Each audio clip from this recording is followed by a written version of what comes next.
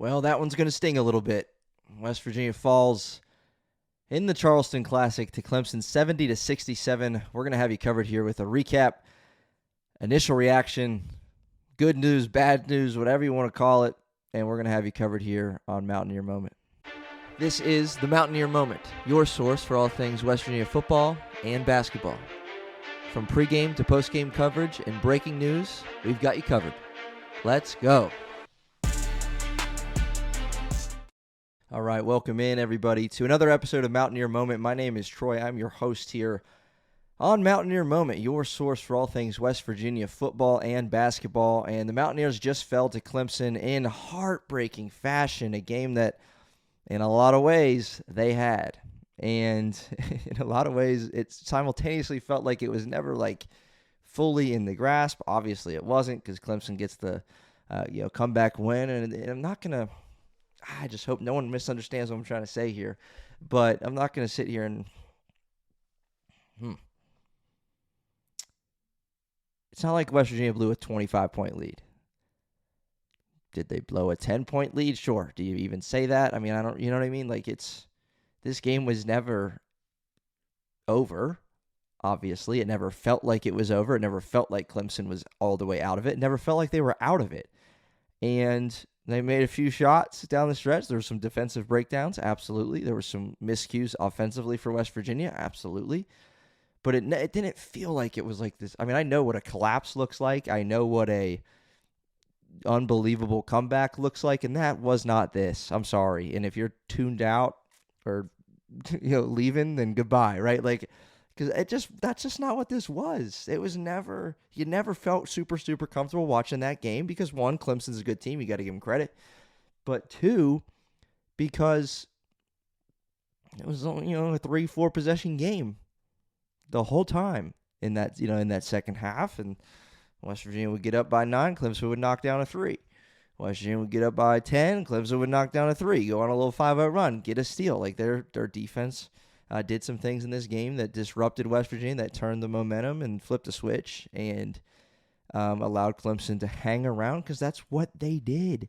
This game was never over. This game was never comfortable, and you just happened to be on the losing end. I will say, and I might catch flack for this too, and I'm not Mr. Optimism all the time. It sucks that you lost that game. It was a painful way to lose. I get it 100%. I'm with you.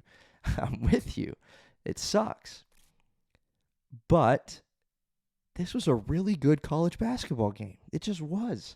The crowd was into it. Both sides. Clemson goes on a run. West Virginia goes on a run. Clemson took the lead, and then you hear Mountaineer fans chanting, "Let's go Mountaineers." It just had to be a great atmosphere in Charleston. It was a great college basketball game, and it was a college basketball game that one of these two teams had to lose, and it just so happened to be West Virginia in this one, 70-67. And so immediate reaction, yeah, it sucks. It stings. And it stings even a little bit more so than if you just went to Clemson and lost this game, because it's in a tournament. And I said on the game preview episode, I don't care if it's 4 teams or 64 teams.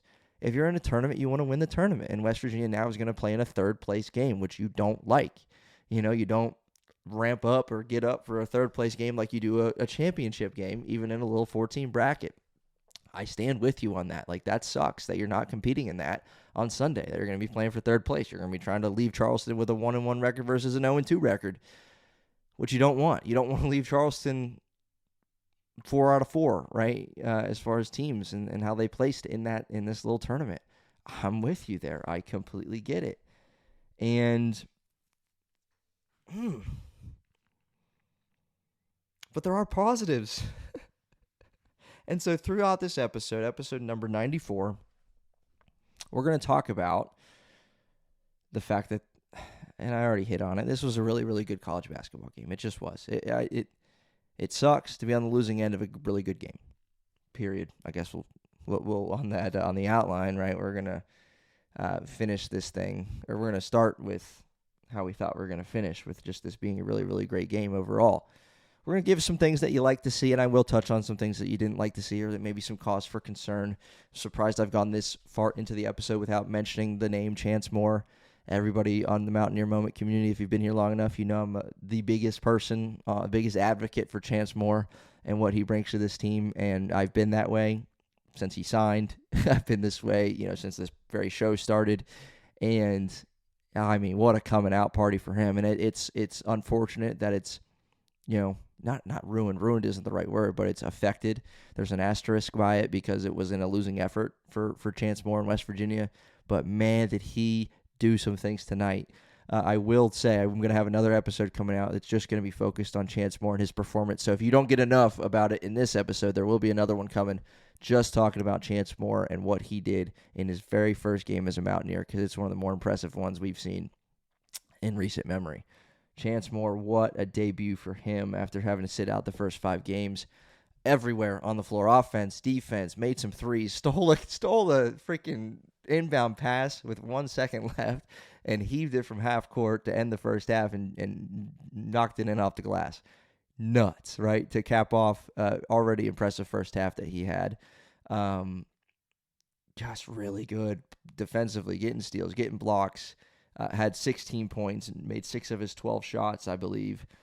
6 of 12, 16 points, had 5 boards, 1 assist, 2 steals, 2 blocks, just all over the floor, making his presence known, making an impact offensively and defensively.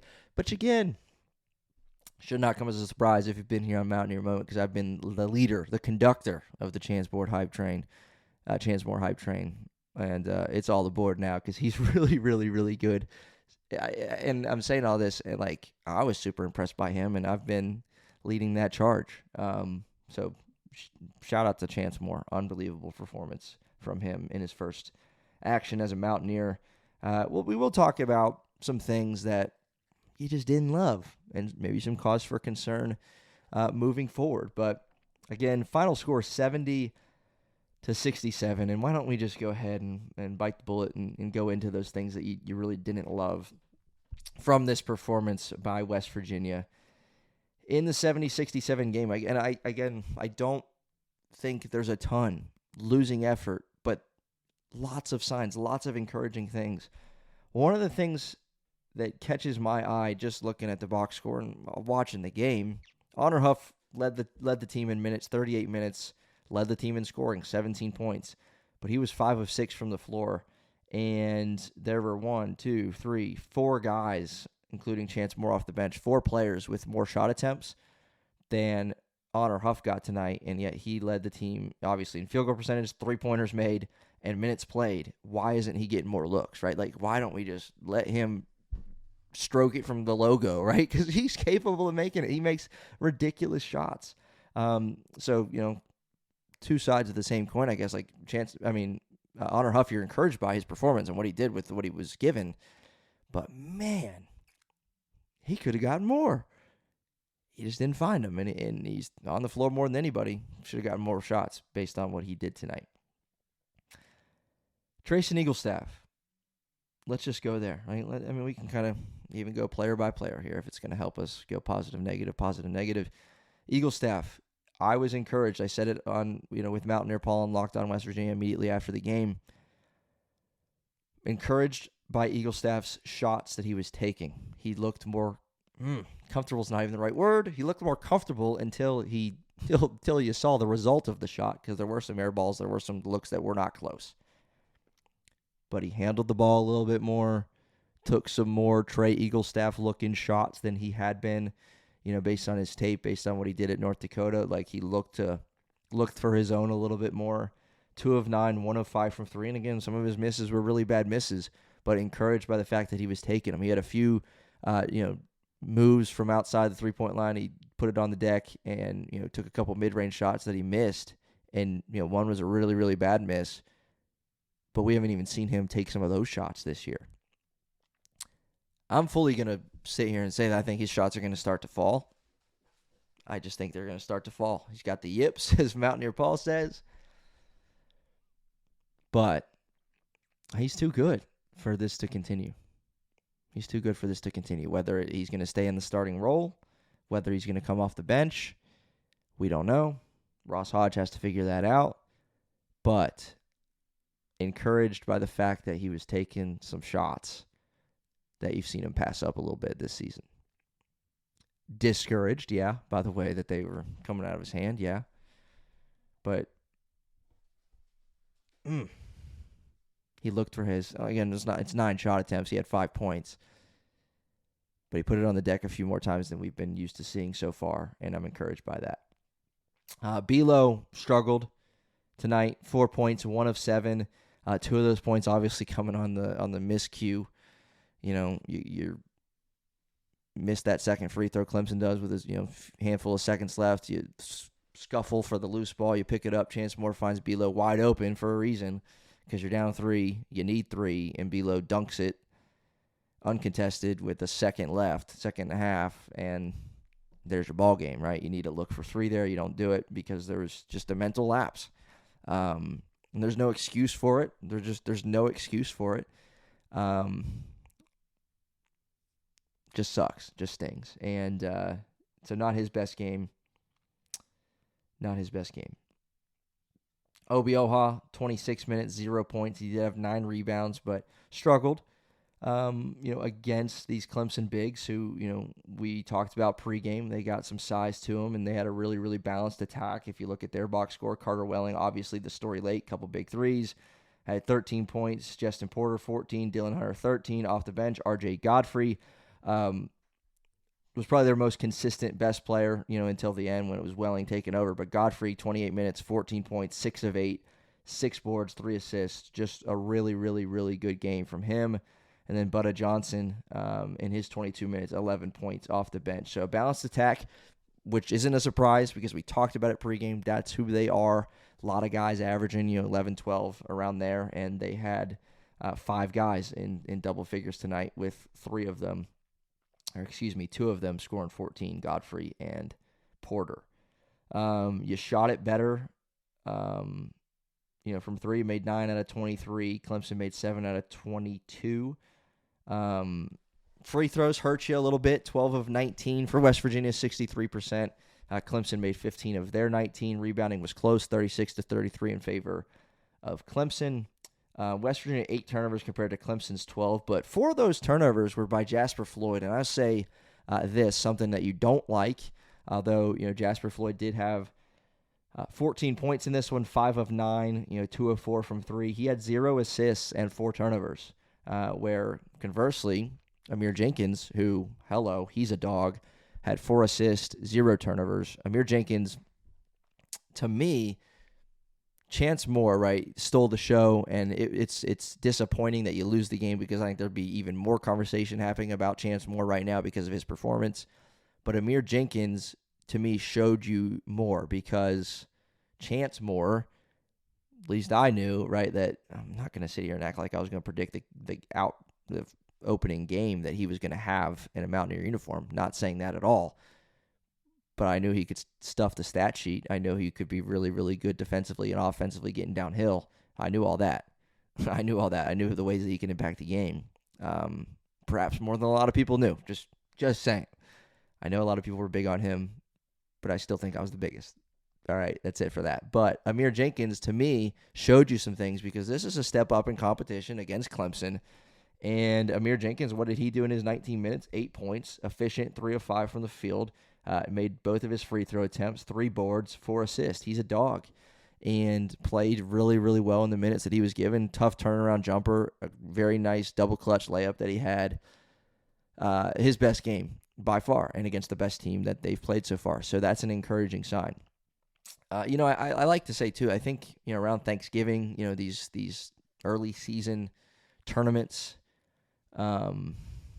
you begin to learn some things about your team because, again, it's not coming in a 20 to 25 point win against a team that you are just superior against.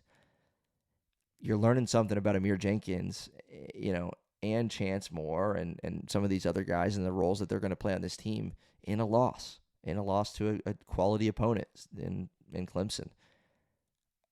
And so, again, I'm not saying, hey, moral victory. I'm just saying that you learn some things about your team that you're encouraged by. Because Amir Jenkins, and I'm not going to sit here and act like like that he shouldn't have reclassified or should have waited a year. I'm not sitting here saying those things, but that's the best he's looked, and that's the best team he's played. And if that's a sign for things to come this season, then sign me up for that, because he provides really, really good minutes off the bench. Jasper Floyd played 25 minutes, 14 points. Amir Jenkins played 19 minutes and 8 points. Did some things defensively that you liked. Found the open man, had 4 assists. So you like that to lead the team. No one else had more than 2 assists, so he was finding guys, which you love to see. All right, so those are just a few kind of things that maybe you like to see. Would have liked to see, kind of on the opposite, a little bit more DJ Thomas again, with Chance Moore back and Jackson Fields on his way back.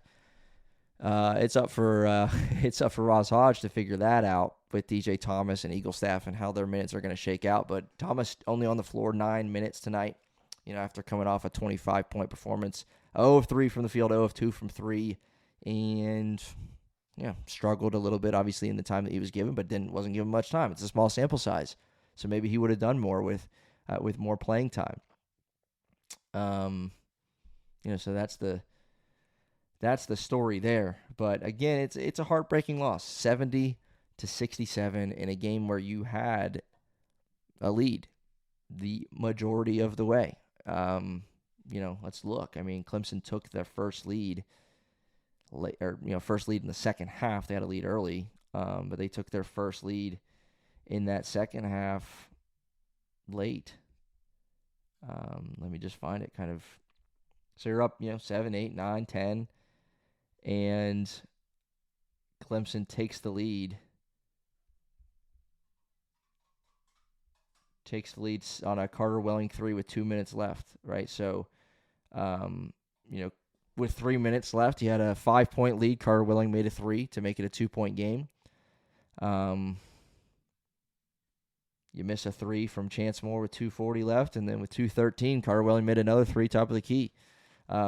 Similar thing, right? Both were assisted by Dylan Hunter, and massive, massive shots to go from down 5 to up 1. Just massive shots, and then Welling made a layup. They went on, Carter Welling went on an 8-0 run to give them then a 3-point lead with a minute and a half. And so you just, it's interesting. I noticed this live, but I almost forgot. Like both of those are, let me see. Let me make sure. After Carter Welling took the lead, Chance Moore's the one that missed.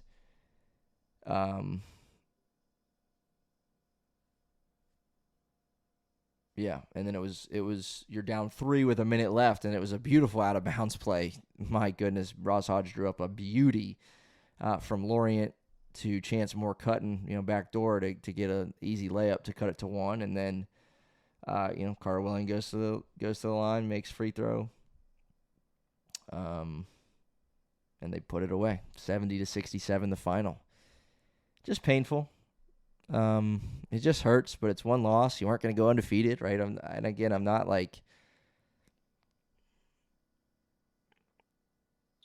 trying to be overly positive, but I will say this, and you might disagree with me if you're still here. You might disagree with me by saying this, but regardless of this outcome, I still feel better about this team than I did coming into the game. And again, I attribute that to, 1, Chance Moore and his performance and what he's going to bring to this team, which we're going to talk about in another episode that's coming your way really, really soon. 2 is Amir Jenkins, his best game of the season. Encouraged by that can play forward, and it's going to help out this team a lot. And you just showed fight, and you got down a little bit early, and then you came out and held Clemson to 25 in the first half. And they scored 45 in the second half, and that hurts. That's uncharacteristic, absolutely, of this team this season, and uncharacteristic of, Ross Hodge teams. You really impressed off defensively in the first half and really let up yet, in the second half, allowing Clemson to get the win. But if one of those two things is an outlier, I'm really hoping it's the second half is the outlier on what this season is going to be defensively. Showed fight. You showed guys just stepping up into a role that we didn't really know yet, because, again, This was a close game, a good game, your first loss, and yet there's some things you take away from that you learn about this team that you didn't know before. And so the things I learned about this team lend me to say that I feel better. And you might hate this, but I feel better about this team than I did a few hours ago before the game. I just do. Because I think there's a lot you can take away from this. And the next order of business is to take care of business on Sunday. You're going to get either Georgia or Xavier. And Georgia's up at the half in that one, 53-41. We're certainly going to preview that West Virginia upcoming matchup with, if halftime's any indication, it might be Xavier. But you don't want to leave Charleston 0-2. You just don't. One of the 4 teams invited is going to leave 0-2, and you don't want it to be you. At all costs, avoid that and get right and bounce back. Because it does leave a sour taste in your mouth. It does leave a sour taste in the fact that you lost a game that you should have. I guess I would even go as far to say that you should have won. Led for most of the game. And you have an opportunity to not right that, right? Like, it's not going to erase the loss, but you have an opportunity to go to Charleston and still salvage something, and it needs to be a win. So you got to bounce back. You got to clear it, flush it, bounce back, regroup, and we'll have you covered here on Mountaineer Moment with a preview episode of the Mountaineers' upcoming game on Sunday, of course, and then we'll talk about it post-game as well. So for episode number, 94. 94 here on Mountaineer Moment. Little venting sesh, again, good, bad, and different. There's takeaways from this game, and I hope you're with me on some of those things, if not all of them, here on Mountaineer Moment. We'll see you next time. Be on the lookout for that Chance Moore episode talking about his performance and what he brings to this team moving forward. We'll see you next time on Mountaineer Moment.